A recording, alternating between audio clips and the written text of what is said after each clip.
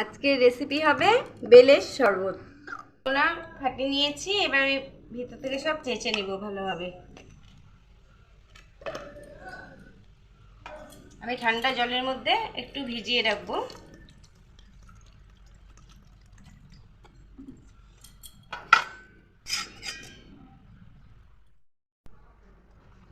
বেলটা আমি ছাড়িয়ে ভিজিয়ে রেখেছিলাম জলের মধ্যে।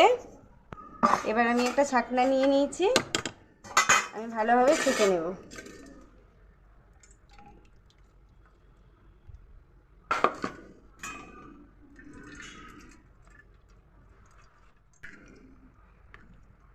আমার বেলে ভিজিয়ে রেখেছিলাম, ওটা আমি ছেঁকে নিলাম ভালোভাবে, মারিকোনা আলাদা করে নিলাম। দেখেন কত নোংরা বেরালো, এটা মুখে যাবে না, ছেঁকে নিলে ভালো হবে।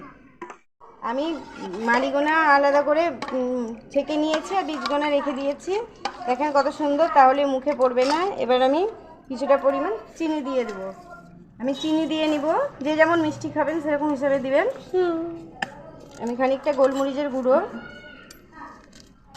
বিট লবণ, এখানে আমি একটা আইসক্রিম নিয়েছি, কিছুটা পরিমাণ আইসক্রিম,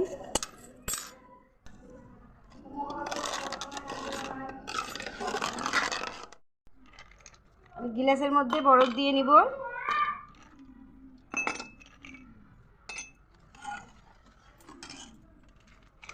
কিছুটা ঠান্ডা জল দিয়ে নিলাম, ফ্রিজের জল।